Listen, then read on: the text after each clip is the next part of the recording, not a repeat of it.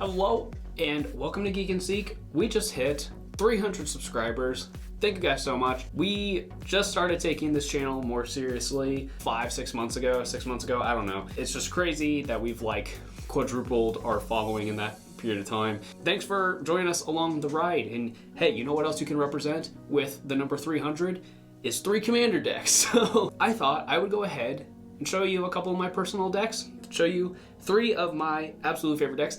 If you're not subscribed, be subscribed. You can see our community tabs. I did a poll on which video you'd rather see, either my top 3 commander decks or 3 commander decks I wanted to build in the future, and you guys voted, and so here we are. So let's go ahead and start with, this is probably my all-time favorite commander deck. This is Muldrotha, the Gravetide. So basically, this deck is really all about self-mill, getting a lot of stuff into your graveyard. Your graveyard then kind of becomes an extension of your hand, and then there's some other really crazy ways to use your graveyard to your advantage. A couple key cards in here. We have Wander, which is just a great creature to get into your graveyard, because once it's there, it gives your other creatures flying, and then you also have to have an island, but that's pretty easy. A decent amount of the land base in here is actually basic lands, which is also cool because then I can use basic land specific ramp. Greater Good is also an awesome card in this deck because I can just sack a creature, draw cards equal to its power, then discard 3 cards. But in this deck, discarding 3 cards is kind of just like putting those cards aside for later. And then I have a lot of cycle lands, so I have like the cycle lands from Amonkhet and Saga the Triumph, I think is the Sultai one. A couple other really awesome cards in here.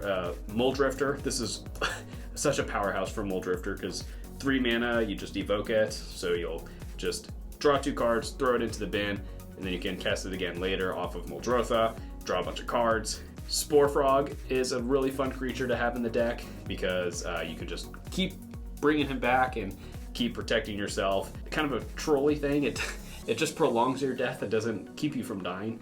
But maybe the 2 strongest cards in the deck are Fiend Artisan. For 2 Golgari mana, it's a 1/1 that gets +1/+1 for each creature in your graveyard, and then you can use it to sack creatures, to tutor for creatures.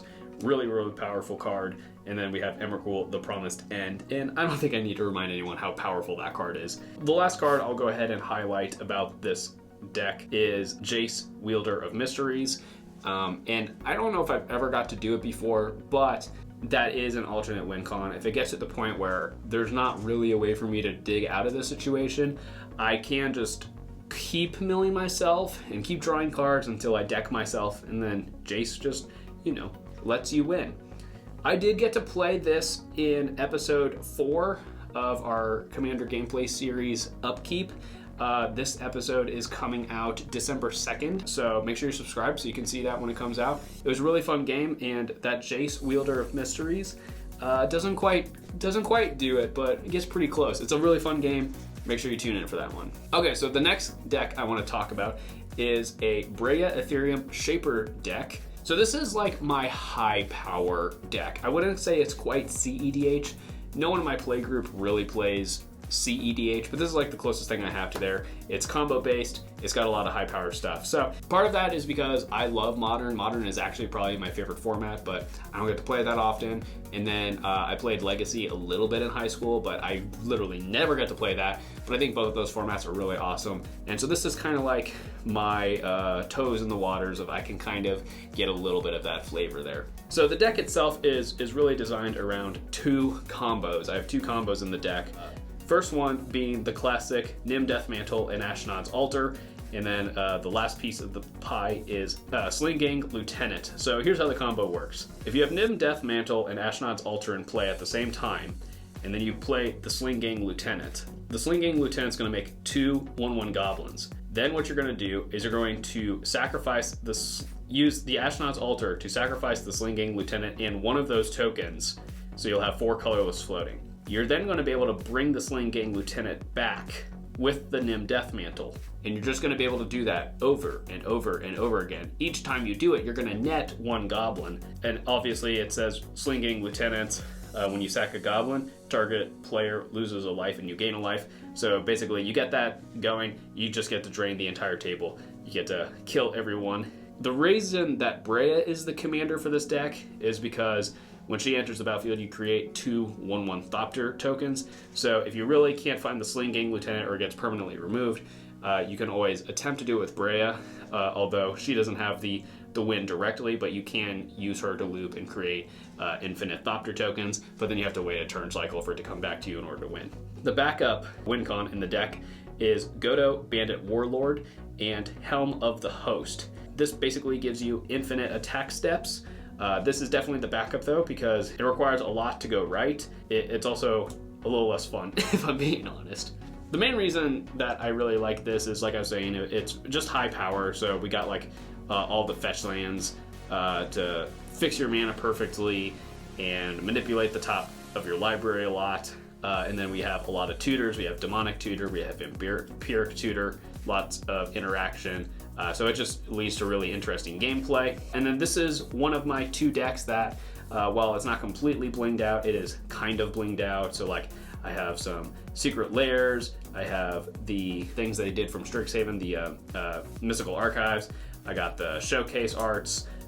This is kind of like one of the 2 decks that I intentionally put a lot of effort into making it look really pretty. So yeah, that's kind of this deck. We have not had an excuse to play this in a game of Upkeep yet. If we get enough traction and we get to keep doing the show past a first season, we will have a game in season 2 where we get to play high powered decks, in which case I'll obviously bring this out. But otherwise, I have not been able to play this yet. It's just, it's high power. It's not quite CEDH, but it's higher than the average deck in my play group, so it just doesn't get to come out all that often. And then the last deck I'm going to talk about today is Kenrith the Returned King. A lot of people play this as a 5-color good stuff commander, but this is actually a group hug deck. This deck is all about helping out my opponents, securing second place, as I like to say. I'm going to be letting my opponents draw a lot of cards with cards like Quain, Horn of Greed, Howling Mine. I'm going to be letting my opponents ramp a lot with cards like Fertilid, Old Growth Dryads, Tempt with Discovery, and then I'm going to be able to let them do both of those things with cards like Rites of Flourishing and Girper Ore. And it's at the point where like even the removal in this deck is like trying to make it not feel as bad. So we have cards like Arcane Denial, Baleful Mastery, and Excavation Technique. So like, yes, it's removal, but it doesn't feel as bad. And this is one of my other decks that I intentionally try to bling out. So like, I have 9 basic lands in an Evolving Wilds, and all of those are Bob Ross paintings. And then eventually I am going to upgrade the Shock lands to have the new space theme from the Infinity set, but those are really expensive, so I haven't quite got around to doing that yet. And as a result of it also being the deck that I bling out, I do have, you know, more of those Mystical Archives and Secret Lair alternate arts as well. I let the cards kind of sit where I can see them while we play this deck. The main reason that Kenrith is the commander is just so I can use his abilities to make deals with my opponents. So part of that though is reducing the cost of his effects, because that's a lot of mana to dump into it. We have cards like Training Ground, Zerta the Dawn Waker, Biomancer's Familiar, and Heartstone. They just reduce the effects, makes it a lot easier for me to make deals with people. The other card that really benefits from that is Zakama Primal Calamity. This is kind of the all-star of the deck. I've only won with this deck maybe twice, and both times that has happened, it's been because of Zakama. Now, the reason he's in the deck is really for me to just use his abilities the same way as Kenrith to just make deals with the board and stuff, but it does get to the point where if I get these cost reducers in play, and then I have a lot of mana, I can basically just really gain control of the board really fast, kill off all the creatures, get rid of all the artifacts and enchantments, gain a bunch of life. The couple times I have won with this deck, it's been because of Zakama. And then I should also mention that I am aware that Kenrith is like one of those cards that people think is kind of problematic, so he could get banned someday. So if that happens, a card in the deck is Kinois and Tiro of Melitus. I have no idea if I said any of those words right, but yeah, that is in the deck, a really fun card. And if Kenrith ever gets banned for any reason, I will make this the commander and I'll just cut black from the deck. And then we did film 2 days before the filming of this video. We filmed episode 7 of Upkeep, and I got to play that deck in that game, and it was so far my favorite game we've filmed so far. It was so fun, tons of interaction, tons of really awesome moments. So make sure you're subscribed so you can watch that. It's going to be a while before that one comes out.